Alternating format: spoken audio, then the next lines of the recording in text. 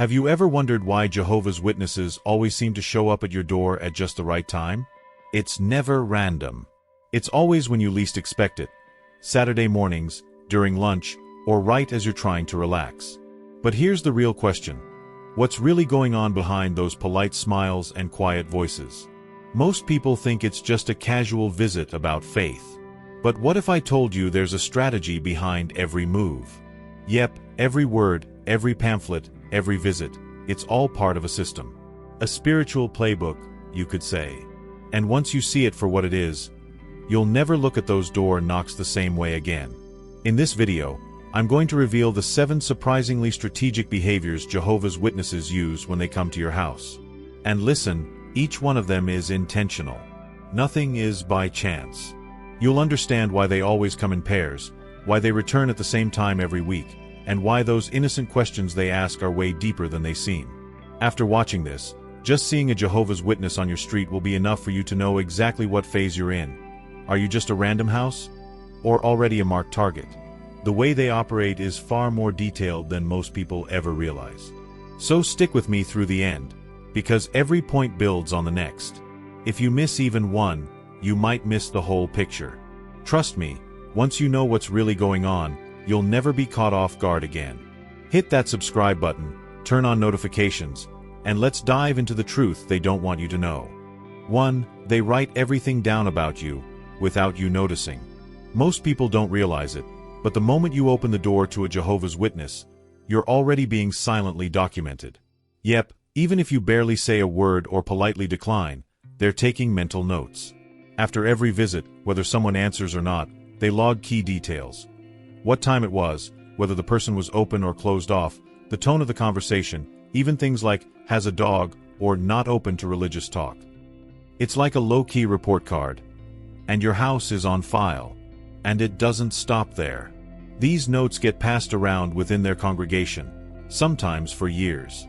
If you ever said something like, my wife's sick, or I've been stressed lately, don't be surprised if the next time they show up with a pamphlet that just happens to talk about healing, hope, or emotional strength. Creepy coincidence? Nope. It's all part of the playbook. It's strategic, and believe it or not, most people have no clue they're even part of this quiet tracking system. Think of it like this. You're living your regular life, and meanwhile, someone out there is keeping a spiritual file on your home. While it might seem innocent at first, the real goal is to prep for the next move. Because when they come back, and they will, it's not just about knocking on your door. It's about knocking on the door of your mind, and seeing if it's ready to be opened. And the way they do that? Well, let's just say it has everything to do with the second person standing beside them. 2. They always come in pairs, and one is watching you. You might think you're just having a casual chat with one of them. But the second one? She's not just there for company. While one speaks, the other is silently watching you. Your expressions, your body language, how interested or uncomfortable you seem. She's reading the room while the first does the talking. It's a trained tactic.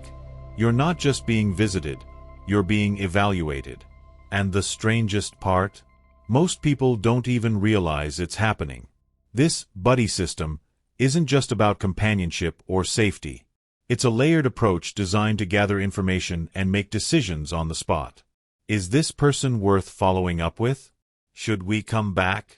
Is there spiritual potential here? It's subtle, but extremely intentional. Think of it like undercover teamwork. One plays the friendly face, while the other acts as the silent strategist. It's not so different from a trained sales pitch, just with a Bible in hand instead of a product. And if you give even the slightest sign of interest, a polite smile, a curious head tilt, interesting, that second person is going to catch it. And believe me, it's going to be noted. Because once you pass the observation phase, the game changes. What happens next isn't random. In fact, it's scheduled down to the exact day and time. 3. They return at the same time, and you don't even notice. Here's something most people completely miss. If you showed even the tiniest bit of interest, they'll come back. But not randomly. They'll show up on the exact same day, at the exact same time, the following week, like clockwork. It's not just persistence, it's protocol. They call it spiritual watering. You gave them a seed of curiosity, and now they're coming back to help it grow. And let's be honest, they've got time, patience, and a plan. At first, it seems harmless, maybe even respectful. But the deeper truth is that this rhythm is part of a well-oiled system. A system that treats each home like spiritual territory. You're not just a person anymore. You're a follow-up. And if you chat again, you're upgraded. That's when things can shift into weekly Bible studies, personalized visits, and deeper conversations designed to gently pull you in. Little by little, they build a bridge, and they're hoping you'll eventually walk across. You see, this routine isn't about luck or spontaneity. It's about timing, precision. And if you open that door enough times, they'll take it as a green light. What feels like friendly consistency is actually strategic conditioning. And if they sense the door to your mind is slowly cracking open, that's when they drop the real question, the one that feels innocent, but is carefully crafted to hit you right in the heart. For they use innocent questions to spark deep conversations. It always starts with something simple. Have you ever wondered why God allows suffering? Or do you believe the world could be free from pain? At first, it sounds like casual, thoughtful small talk.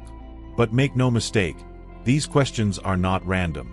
They're tested, trained, and used globally by Jehovah's Witnesses to trigger emotional responses. It's their way of slipping past your guard and opening the door to deeper, more personal discussions. These aren't questions meant to be answered on the spot. They're meant to linger, to stick with you after the door closes. And that's exactly the goal. By asking something that connects with your struggles or doubts, they create a mental hook. It's psychological. And the craziest part? These questions work.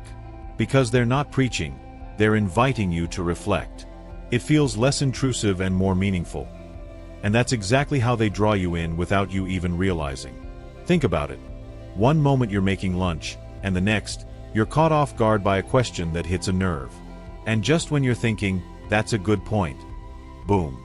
That tiny spark turns into a follow-up, a pamphlet, maybe even a study invitation. The conversation feels personal, tailored. But it's not. It's scripted. And that script often leads to the next step. A piece of paper that somehow speaks directly to what you're going through. 5. They leave pamphlets that feel oddly personal. Ever get a pamphlet from a Jehovah's Witness and think, wow, that's exactly what I'm going through? Maybe it's about stress, illness, family conflict, and it feels like it was meant for you. Like they somehow knew. But here's the thing, they didn't need divine insight, just strategy. These pamphlets follow a global schedule of topics carefully designed to touch on the most common human struggles. The secret is that they look generic, but hit hard. And remember those quiet notes they take about you after each visit? They use them. So if last week you mentioned going through a tough time, don't be surprised if the next drop-off says, finding peace in difficult times. It's subtle, but intentional. The goal is to make you feel seen. Like the message was tailor-made. It builds a sense of connection. Not with them, but with the material itself. And once you start reading, their job is halfway done. The truth is, that little piece of paper isn't just something to read. It's a soft follow-up, a gentle nudge to keep you engaged. Even if you slam the door, the pamphlet stays. And sometimes, that's all it takes. One line hits deep, and you start wondering, maybe this is a sign. But it's not a coincidence. It's calculated. And even if you never respond, they're already prepared for that too. 6. They train to handle rejection and never take it personally.